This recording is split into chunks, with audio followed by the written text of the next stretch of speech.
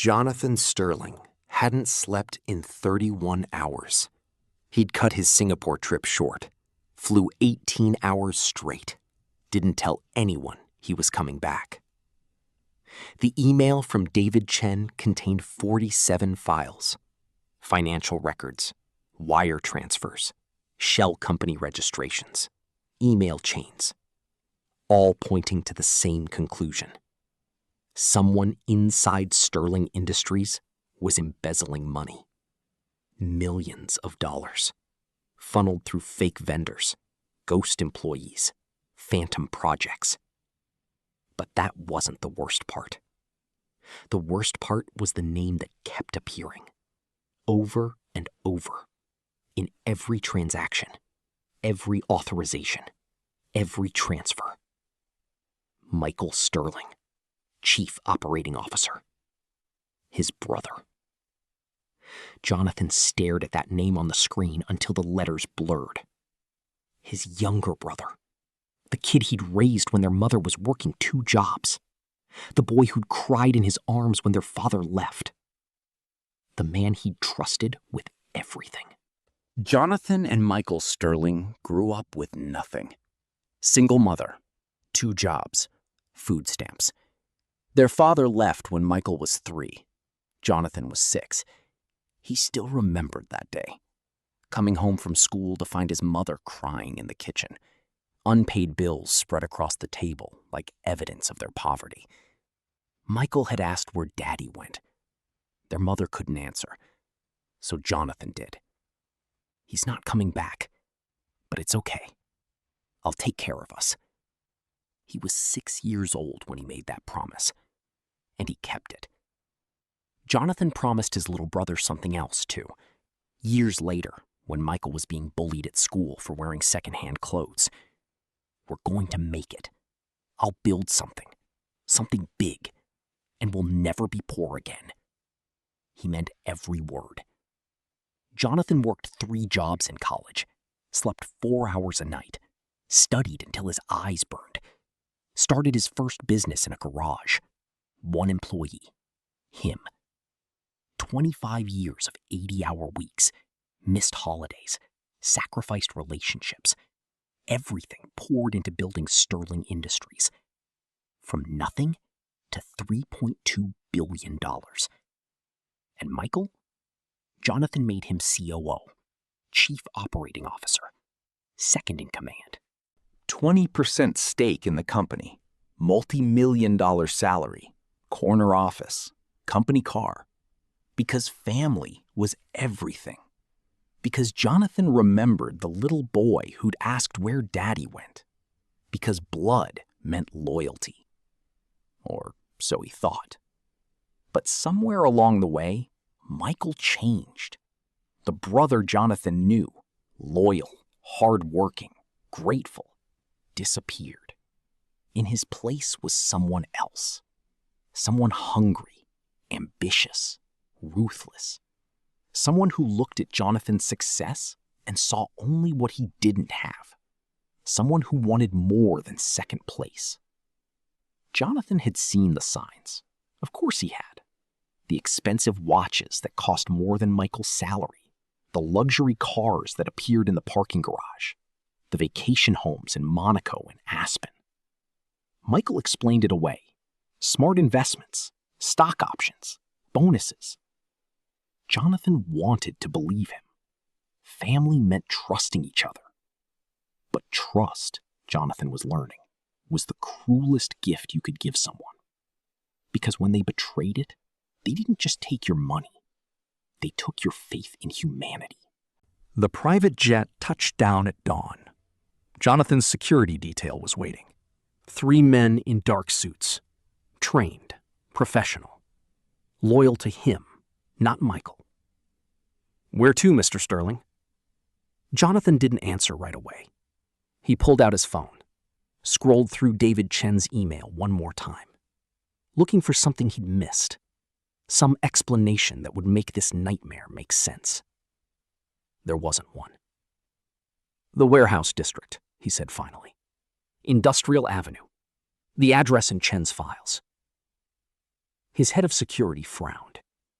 "Sir, that's not a safe area, especially not at this hour." "I know."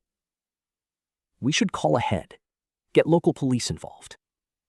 "No police. Not yet." "Mr. Sterling, that's an order." The car ride took 40 minutes. Jonathan spent every second of it reading through the files, following the money trail, watching his brother's betrayal unfold in spreadsheets and wire transfers. $47 million. That's how much Michael had stolen over 3 years. $47 million that could have gone to employee benefits, research and development, charitable foundations. Instead, it went to offshore accounts in the Cayman Islands, shell companies in Delaware, properties Michael didn't need. Greed, pure and simple. But it was the last file that made Jonathan's stomach turn. A memo marked confidential from Michael to Vincent Price. Subject: the homeless problem. Veteran returned $500,000. Potential witness to cash storage operation. Must be neutralized. Permanently. Make it look natural. Use the cabin. Jonathan read that memo 3 times. Neutralized. Permanently. His brother had ordered a man's death. Not in the heat of passion. Not in self-defense. Coldly. Clinically. Like ordering office supplies. The warehouse district looked exactly like Jonathan expected. Abandoned buildings, broken windows, graffiti-covered walls. The kind of place where people disappeared and nobody asked questions. His security detail wanted to come with them. Jonathan ordered them to stay with the car. "Sir, that's not protocol. I need to see this myself.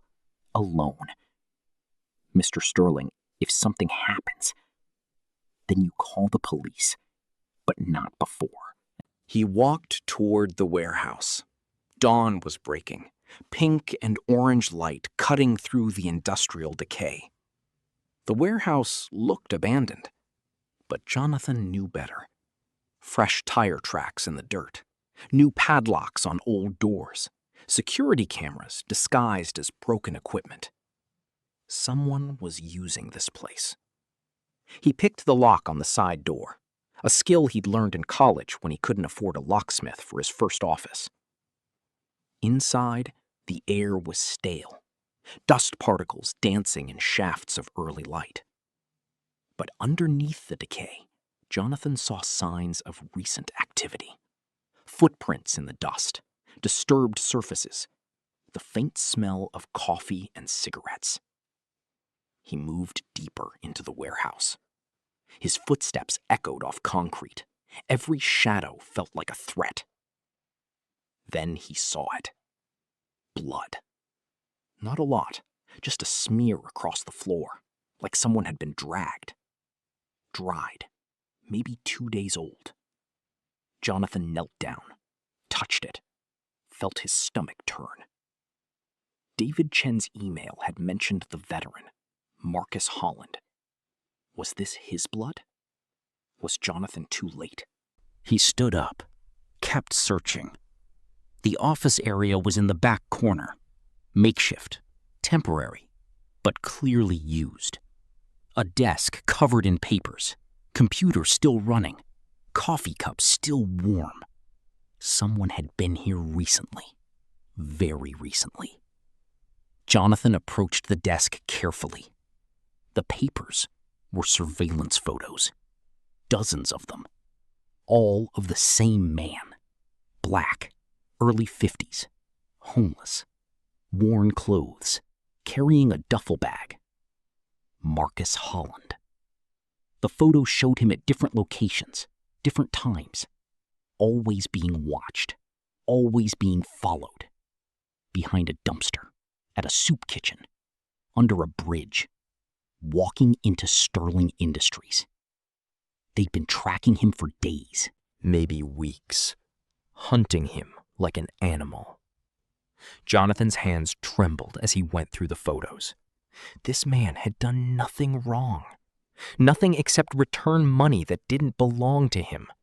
And for that act of integrity, Michael had ordered him killed. Jonathan pulled out his phone, scrolled through his contacts until he found the name he needed. Sarah Mitchell, investigative journalist. They'd met at a charity gala 2 years ago. She'd impressed him with her intelligence, her integrity, her refusal to back down from powerful people. If anyone could help him expose this, it was her.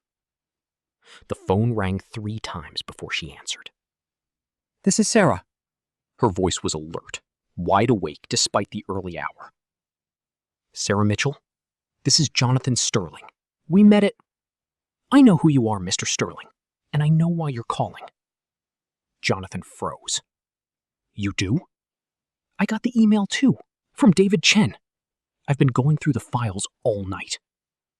Relief flooded through him. He wasn't alone in this. Where are you? Sarah asked. The warehouse, Industrial Avenue. I'm 15 minutes away. Don't touch anything else. I'm bringing a photographer. No photographer. Not yet. It's my brother. Silence on the other end. Then, I know. I'm sorry. But that doesn't change what needs to be done. I know. I need to understand the full scope before we go public. Understood. I'll be there in 10. Sarah Mitchell arrived in 9 minutes. She drove a beat-up Honda Civic with a cracked windshield and investigative journalism bumper stickers. Everything about her screamed substance over style. She was 37 years old, brown hair pulled back in a messy ponytail, no makeup, jeans and a blazer over a vintage band t-shirt. She looked like she'd been awake for days. She probably had. Mr. Sterling? Jonathan, please. She nodded, extended her hand. Firm grip, direct eye contact. I've read through all 47 files, she said without preamble. Your brother's been embezzling for at least 3 years, probably longer. The early transactions are harder to trace, but the pattern is clear. How much? 47 million that I can prove. Could be twice that. Jonathan felt sick. Sarah pulled out a tablet, started showing him her notes. He set up a network of shell companies, each one processing legitimate-looking transactions, vendor payments, consultant fees, service contracts, all going to fake businesses he controls. How did he hide it? Volume. Your company processes thousands of transactions every month. A few dozen extra vendor payments don't raise flags, especially when they're approved by the COO. Our auditors should have caught this. Your auditors looked at aggregate numbers. They verified that money going out matched services rendered, but they didn't verify that the services were real. Why would they? The COO authorized them. Jonathan walked to the warehouse window, stared out at the rising sun. Family, he said quietly. I trusted him because he was family. I know. Do you? Do you really? Sarah was quiet for a moment. Then, my brother stole $30,000 from my mother's retirement account, gambled it away in Vegas. She died 2 years later in a nursing home she couldn't afford. Jonathan turned to look at her. So yes, Sarah continued, I know what it feels like when family betrays you. They stood there in shared understanding. 2 people who'd learned the hardest lesson. Biology doesn't guarantee loyalty. There's more, Sarah said. David Chen's email mentioned a veteran, Marcus Holland. I saw the surveillance photos. He's more than just a photo. He's a Purple Heart recipient, 2 tours in Afghanistan, came home with PTSD. VA failed him, lost his family, ended up on the streets. She pulled up information on her tablet. 4 days ago, Marcus found a duffel bag containing $500,000 behind your building. Could have taken it, disappeared. No one would have known. But he didn't. No, he returned it, brought it to your company's front desk, wanted to do the right thing. and my brother had him kidnapped for it. According to the memo I found in Chen's files, yes. Jonathan's jaw clenched. Where is he now? I don't know, but I have some ideas. She pulled up more files, property records.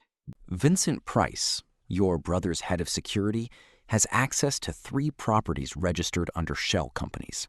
All remote, all off the books. Perfect for holding someone. We need to check them. All of them. That's breaking and entering. I own those companies. Through a convoluted chain, but I own them. It's not breaking and entering if it's my property. Sarah smiled slightly. I like the way you think. We should involve the police. Not yet. If we tip off the wrong people, they'll move Marcus, or worse. Then what do? We bring in someone who knows how to handle this legally. Someone who won't ask too many questions, but will keep us on the right side of the law. You have someone in mind? Rebecca Torres, defense attorney. She fights for people the system forgets. Homeless, veterans, immigrants. She got Chen's email too. Jonathan pulled out his phone, set up a meeting. While Jonathan and Sarah were planning their next move, Michael Sterling was having a very different morning. He sat in his corner office on the executive floor of Sterling Industries, floor-to-ceiling windows overlooking the city, mahogany desk that cost more than most people's cars, original artwork on the walls. Everything screamed success, power, untouchability. But Michael felt none of those things right now. He felt fear. David Chen was dead. That part had gone according to plan. Staged car accident, brake failure. Tragic, but believable. But Chen had been smart, smarter than Michael gave him credit for. He'd sent the files before Vincent's people got to him. 3 recipients. Jonathan, a journalist, a lawyer. Michael's carefully constructed house of cards was collapsing. His phone rang. Vincent Price. We have a problem. Michael closed his eyes. What kind of problem? Chen sent the files before we got to him. 3 recipients. I know, you already told me that. What I need to know is, can you fix it? I'm working on it. But your brother landed 4 hours ago. Michael's blood ran cold. Jonathan's back? He's supposed to be in Singapore for another week. Not anymore. His jet landed at dawn. He went straight to the warehouse. The warehouse? How does he know about... Michael stopped, swore under his breath. Chen's files. Looks like it. Where's Jonathan now? Unknown. He left the warehouse 30 minutes ago. Didn't go home, didn't come to the office. Michael stood up, paced to the window, stared down at the city below.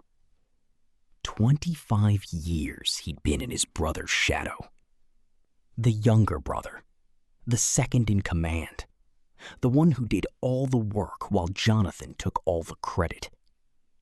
Michael had built half this company, managed operations, handled logistics, dealt with the day-to-day reality of running a multi-billion-dollar corporation. While Jonathan played visionary, schmoozing with investors, giving speeches, getting magazine covers. And what did Michael get? 20%. COO title. A salary that sounded impressive to everyone except him. He deserved more. He'd earned more. So he took it. It started small. A few thousand here and there. Test transactions to see if anyone noticed. No one did. So he got bolder. Bigger amounts. More complex schemes. Still, no one noticed. The company was too big. The transactions too numerous. The oversight too trusting. Jonathan trusted him. That was the key. Family didn't betray family. Brothers didn't steal from brothers. Except when they did. Michael had planned this for 3 years, built his offshore accounts, established his exit strategy, 6 more months, and he would have had enough. Enough to disappear. Start over somewhere without extradition. Live the life he deserved. But then that damn homeless veteran had to go and be honest. Had to return money that could have solved all his problems. Had to become a witness to the warehouse operation. Had to be neutralized. What about the veteran? Michael asked Vincent. Still secured, remote cabin, sedated. He's not going anywhere. Good. Keep him there until I figure out what to do about Jonathan. And if your brother finds him, he won't. Even if he checks the properties, the cabin's the least obvious. He'll check the farmhouse and the warehouse first. And when he finds those empty, by then I'll have dealt with the files, the journalist, the lawyer, all of it. How? Michael smiled, cold, calculating. Vincent, how long have you worked for me? 5 years. And in those 5 years, how much have I paid you? 3 million, give or take. How would you like to make 10 million more? Silence on the other end. Then, what did you have in mind? My brother's trying to destroy me. I need him stopped. Permanently. More silence. Longer this time. You're talking about... I'm talking about solving a problem. Just like we solved the Chen problem, the Holland problem, all the other problems. Jonathan Sterling is not some IT guy or homeless veteran.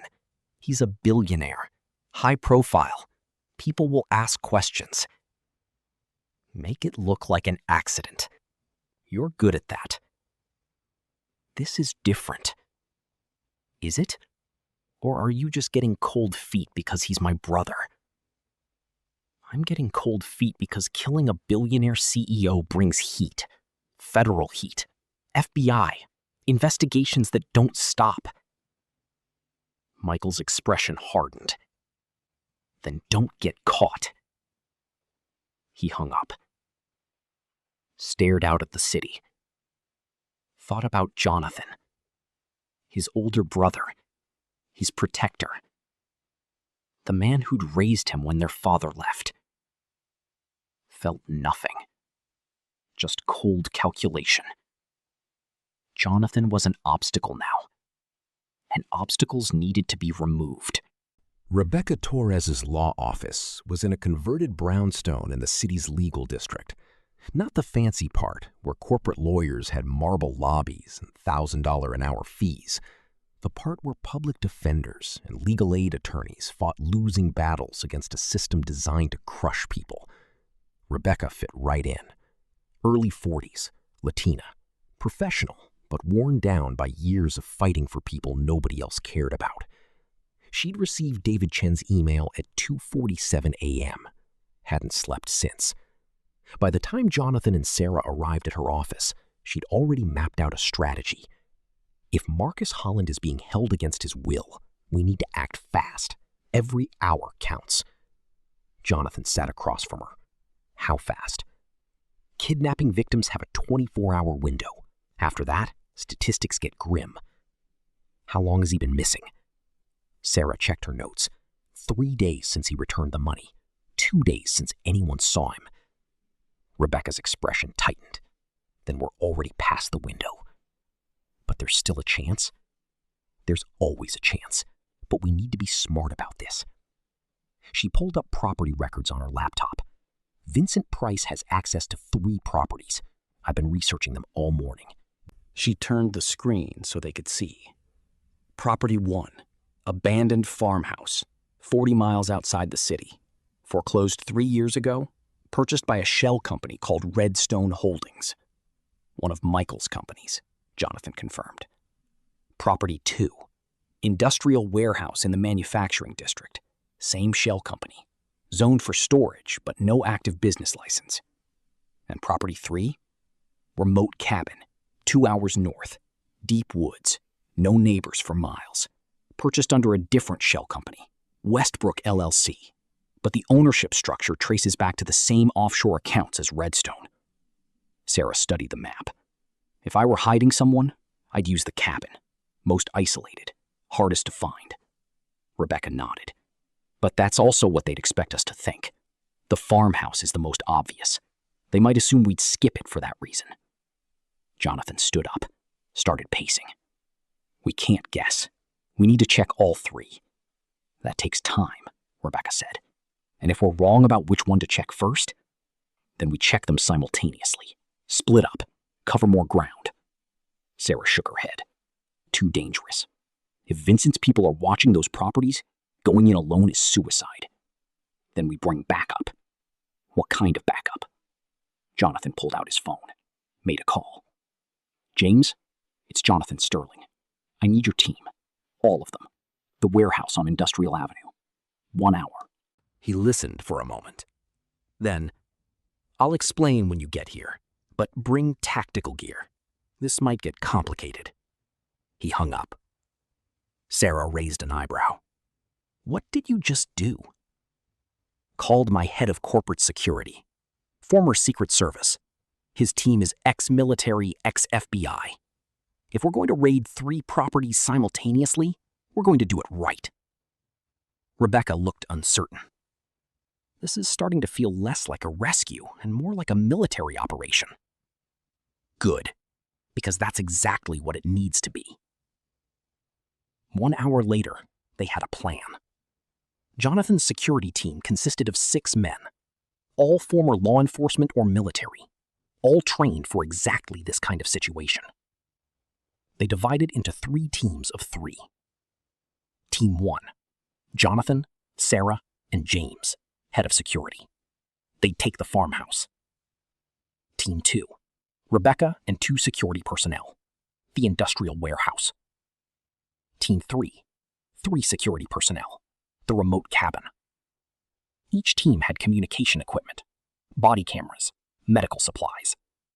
If they found Marcus Holland, they'd need to move fast. Rules of engagement, James said, addressing everyone. We're not here to start a firefight. We're here to locate and extract a kidnapping victim. If you encounter resistance, retreat and call local police. Understood? Everyone nodded. Cameras stay on at all times. Everything we do needs to be documented. This is a potential crime scene, and we can't afford to contaminate evidence. Rebecca added, and remember, we have no legal authority to enter these properties beyond Mr. Sterling's ownership claim. If anyone challenges us, we back off and get proper warrants. Clear? More nods. They split up. Jonathan's team took the first location. The farmhouse was exactly what Sarah had described. Abandoned, isolated, perfect for hiding someone. They approached carefully. No vehicles in sight, no lights, no signs of recent activity. James went first, weapon drawn but pointed down. Professional, careful. He checked the front door. Locked. Jonathan pulled out the keys from the property records. The lock clicked open. Inside, the air was stale. Dust everywhere. No one had been here in months, maybe years. They searched room by room. Empty. All of it. Old furniture covered in sheets, mouse droppings, evidence of decay. No Marcus Holland. Clear, James said into his radio. Location 1 is empty. Moving to regroup point. Rebecca's team reported in next. Warehouse is empty. Just storage units and old equipment. No signs of recent activity. We're clear. That left the cabin. Jonathan listened to his radio, waiting, hoping. Team 3 had the longest drive, 2 hours into the woods. It was approaching sunset by the time they reached the location. Then, we have activity. Vehicle on site. Lights inside structure. Approaching with caution. Jonathan's heart raced. Sarah gripped her recorder. Ready. Visual confirmation. Male subject inside. Can't see details. Requesting backup before entry. Jonathan was already moving. What's your ETA to the cabin? James checked his GPS. 90 minutes in current traffic. Drive faster. They raced north. The highway turned to back roads, turned to dirt paths, barely wide enough for their SUV. The sun was setting, shadows lengthening, the woods growing dark and ominous. Finally, they saw it. A cabin, lights on, car parked outside, and Team 3 crouched in the woods, watching. Jonathan approached their position, quiet, careful. The team leader pointed to a window. Through it, they could see a man, young, security guard, sitting at a table, eating. And in the back room, barely visible through another window, someone lying on a cot, not moving. "Is that him?" Sarah whispered. The team leader adjusted his scope. "Can't confirm identity, but it's a black male, approximate age 50s, appears restrained." Jonathan felt his chest tighten. Marcus Holland. Alive. "What's the play?" James asked. Jonathan pulled out his phone. "We call the police. Get them here with proper authority." "That takes time. Rural jurisdiction. They could be 30 minutes out." "Then we wait 30 minutes. Sarah shook her head. "What if Vincent's people are planning to move him? What if they know we're coming? We can't just storm in there. That guard is armed." "Then we talk to him." Everyone looked at Jonathan. "What?" James said. "I'll approach, unarmed, hands visible. Tell him who I am. This is my property, my company, my brother's mess. I'll order him to release Marcus." "That's insane. He could shoot you." "He could, but he won't." "How do you know?" "Because he's just following orders. And people who just follow orders don't want to add murder to their resume." Before anyone could stop him, Jonathan stood up, walked toward the cabin, hands raised, visible, non-threatening. The guard saw him through the window, jumped up, hand moving to his weapon. Jonathan kept walking, steady, calm. He reached the door, knocked. The door opened slowly. The guard stood there, young, mid-20s, nervous. "Who the hell are you?" "Jonathan Sterling. I own this property, and I'm here to take Marcus Holland home." The guard's face went pale. The guard's name was Kyle Morrison, 26 years old, ex-Army, 2 tours overseas, honorable discharge. He'd answered a job posting for private security work. Good pay, easy assignment. Just watch a property, make sure no one gets in. No questions asked. He didn't know he was guarding a kidnapping victim. Or at least, that's what he told himself at first. But deep down, Kyle knew.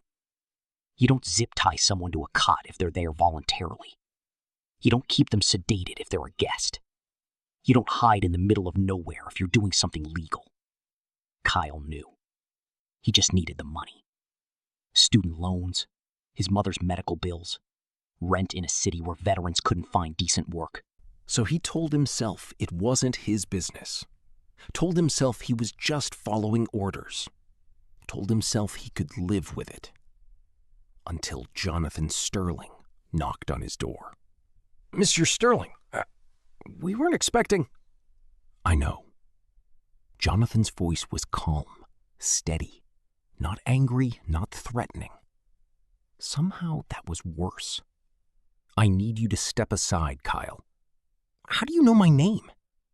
"I know everything.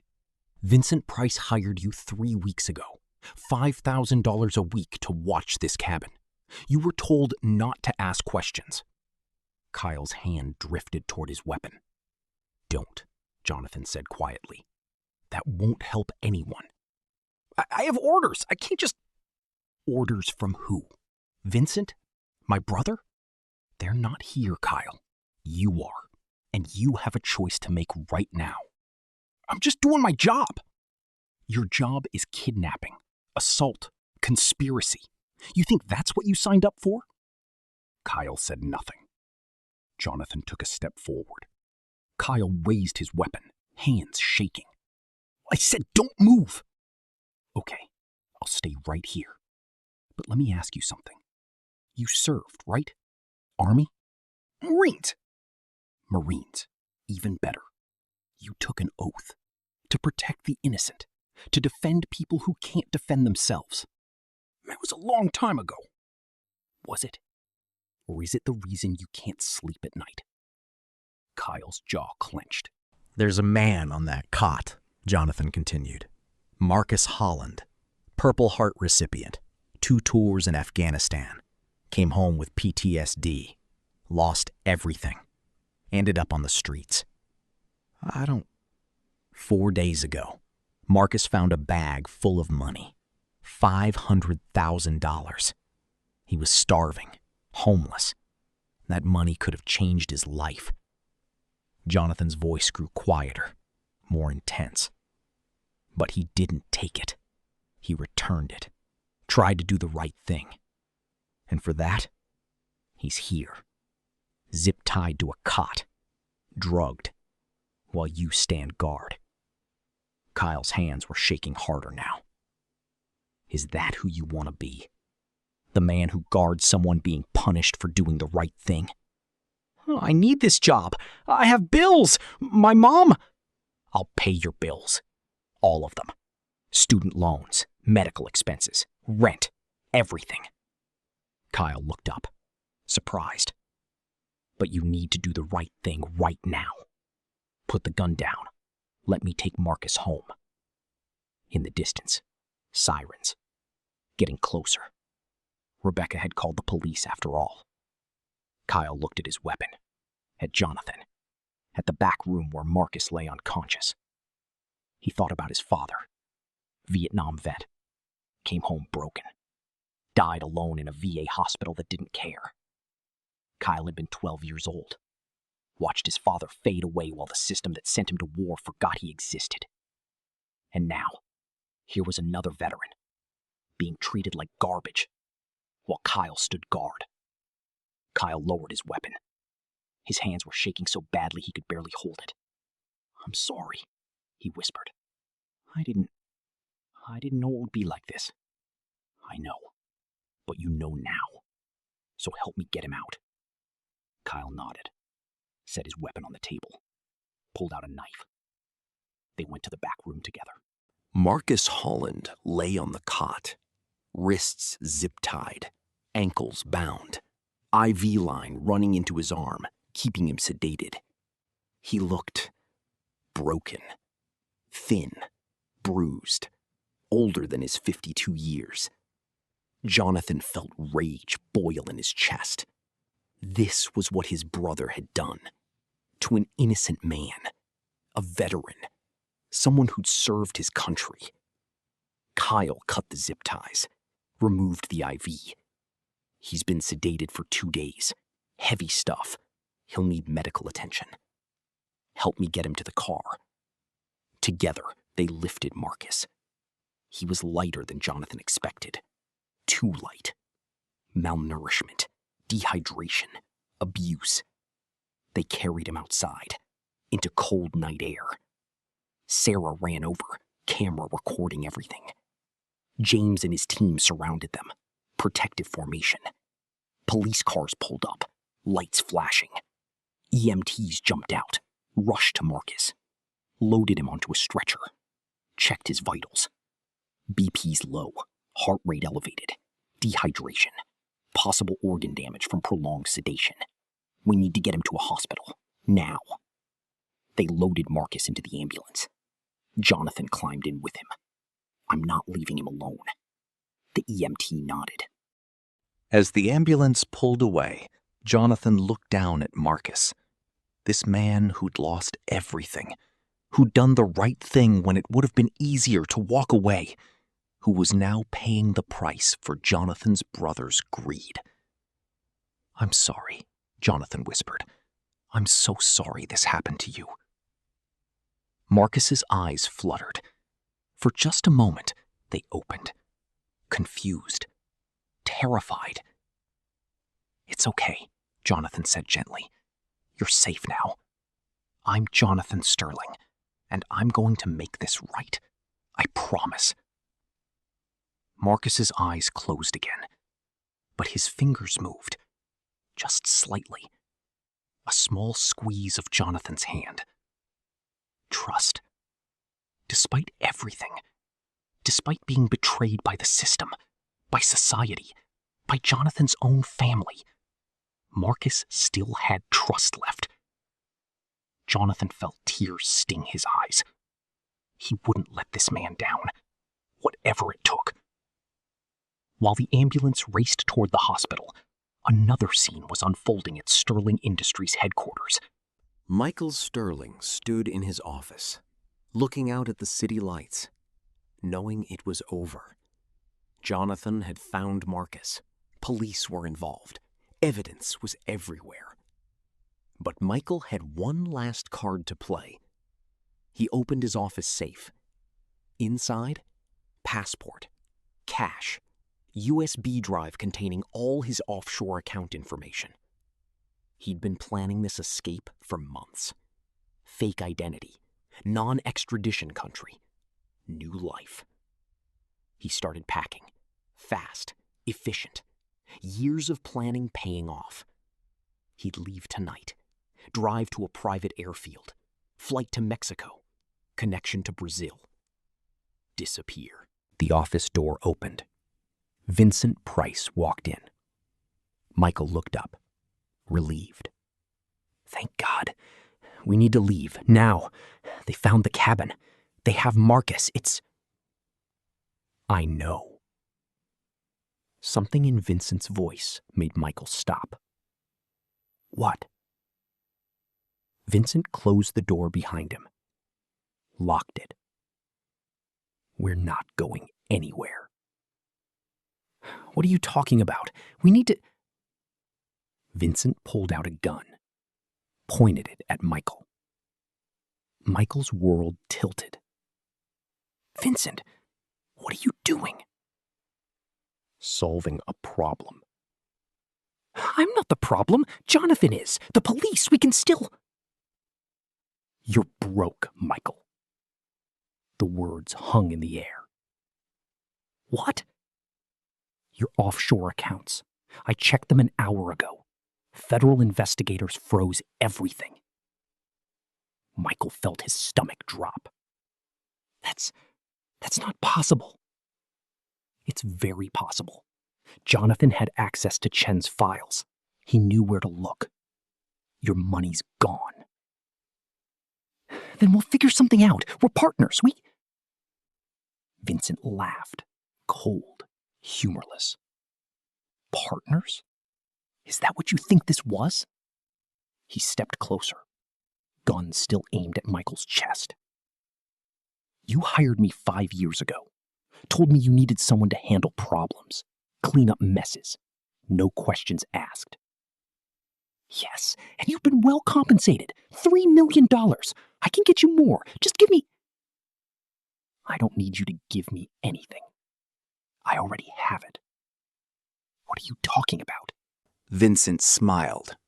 Predatory. Your life insurance policy. $10 million. Beneficiary? My offshore account. Policy pays out in case of accidental death. Michael's blood turned to ice. You made yourself the beneficiary? 2 years ago. Remember when you signed all those documents? Updated your estate planning? You were too busy embezzling to read the fine print. That's fraud. So is stealing $47 million from your brother. Michael backed up. His legs hit the desk. Nowhere to go. Vincent, please, we can work this out. No, we really can't. I'll give you everything. All my accounts, all my assets. Just let me go. You don't have anything left. Your accounts are frozen. Your assets are tied up. The only thing you have left is your life insurance policy. Vincent's finger moved to the trigger. And I'm here to collect. Michael's mind raced, looking for options, for escape routes, for anything. If you kill me, they'll know. Jonathan will know. There will be an investigation. There will be an investigation into embezzlement and kidnapping. One more tragedy. The corrupt COO taking his own life before facing justice won't raise eyebrows. Suicide? You think people will believe? I think people will believe exactly what the evidence tells them. And I'm very good at arranging evidence. The office door burst open. Vincent spun around, guns still raised. Police flooded in, guns drawn. Drop the weapon! Vincent froze, calculating. 6 officers, all armed, all trained. He was good, but he wasn't that good. Slowly, he lowered the gun, raised his hands. On the ground, now! Vincent complied, moved to his knees, then flat on the floor. Officers swarmed him. Handcuffs, weapons check, Miranda rights. Michael stood there, shaking, alive, but not free. Because standing in the doorway, watching everything, was his brother, Jonathan Sterling, with a laptop in his hands, playing back security camera footage. Every word Vincent had said, every confession, every threat, all recorded. It's over, Michael. Jonathan's voice was quiet, sad, not angry, just tired. Johnny, please, I'm your brother. You stopped being my brother the day you hurt an innocent man. Police officers approached Michael. One of them held handcuffs. Michael Sterling, you're under arrest for embezzlement, conspiracy to commit kidnapping, and conspiracy to commit murder. The officer began reading Miranda rights. But Michael wasn't listening. He was looking at Jonathan, his older brother, the man who'd raised him when their father left, who'd promised they'd never be poor again, who'd built an empire and made Michael part of it, who Michael had betrayed in every possible way. I'm sorry, Michael whispered. Jonathan said nothing, just watched as police led his brother away. Vincent Price was already gone, loaded into a separate vehicle, both of them facing 30 years minimum. Jonathan stood alone in Michael's office, looking at the view his brother would never see again, thinking about family, about trust, about how the people closest to you can hurt you the deepest. His phone buzzed. Sarah Mitchell. Jonathan, hospital just called. Marcus is stable. He's awake. Relief flooded through him. I'm on my way. He took one last look at Michael's office, then walked out. He had a promise to keep. St. Mary's Hospital, 3rd floor, room 317. Marcus Holland lay in bed, hooked to monitors, IV lines, oxygen, but alive, conscious. His eyes were open when Jonathan entered, wary, uncertain, still not quite believing he was safe. Marcus, Jonathan said softly. I'm Jonathan Sterling. We met briefly at the cabin. Do you remember? Marcus nodded slightly. His voice came out hoarse, damaged from days of sedation. You saved me. You saved yourself by doing the right thing, even when it cost you everything. Tears formed in Marcus's eyes. I should have kept walking. Should have taken the money. Should have... No, you shouldn't have. What you did took courage. Real courage. Courage? Marcus laughed. Bitter. Broken. I got kidnapped. Beaten. Almost killed for doing the right thing. I know. And that's on my family. On my brother. On me for not seeing what he was doing. It's not your fault. Isn't it? It was my company. My brother. My responsibility. Jonathan sat down in the chair beside the bed, Marcus, I know I can't undo what happened to you. I can't give you back the days you lost, the fear you felt, the trauma. He paused. But I can make you a promise, and I intend to keep it. Marcus looked at him, still wary, still expecting another betrayal. What kind of promise? Jonathan pulled out an envelope, set it on the bedside table.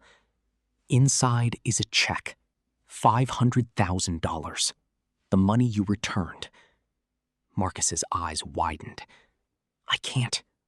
Yes, you can. It's yours. You earned it by being honest when everyone else wasn't. But there's also an apartment lease, 1 year paid, fully furnished, good neighborhood. You can stay as long as you want. Marcus stared at the envelope, hands shaking. Why are you doing this? Because it's right. And because, Jonathan's voice grew quieter, because I need to believe that good things can happen to good people, that doing the right thing still matters, that we haven't completely lost our humanity. He stood up. Rest now. We'll talk more later. But Marcus, you're not alone anymore, and you're never going to be invisible again. Jonathan walked toward the door. Marcus's voice stopped him. Mr. Sterling? Yes? Thank you. 2 simple words, but they carried the weight of years, of homelessness, of being forgotten, of finally being seen. Jonathan nodded. Get some rest. He stepped into the hallway. Sarah was waiting. How is he? Broken, but alive. And Michael? In custody. Bail denied. Good. They walked toward the elevator together. What happens now? Sarah asked. Now, I rebuild. The company. My faith in people. Everything my brother destroyed. That's a tall order. I know. But I have to try. The elevator doors opened. They stepped inside. There's one more thing, Sarah said. What? David Chen. He died trying to expose this. His family deserves to know that his sacrifice mattered. Jonathan nodded. Set up a meeting. I want to tell them personally. And I want to establish a whistleblower protection fund in his name. Sarah smiled. You're a good man, Jonathan Sterling. I'm trying to be.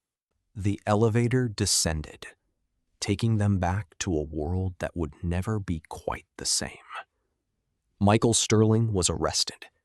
Vincent Price was arrested, both facing decades in prison. Marcus Holland was safe. David Chen's sacrifice was honored. But the story wasn't over. Not by a long shot. Because in his hospital bed, Marcus Holland was making a decision. A decision that would change everything. He looked at the envelope Jonathan had left, at the promise of a new life, at hope, real hope, for the first time in years. And Marcus decided he wasn't going to waste it. He was going to do something with this second chance. Something that mattered. Something that would honor all the veterans who never got saved, who died on the streets, forgotten, invisible. Marcus Holland had been invisible for 3 years. Never again. Michael Sterling thought he could destroy evidence and silence witnesses. But sometimes the truth finds a way out. What's justice worth to you? Would you risk everything like David Chen did, or stay silent to protect yourself? Episode 3 drops in 48 hours. You need to see what Jonathan does next, because Marcus's story isn't over. It's just beginning. Hit subscribe, turn on notifications. This ending will stay with you.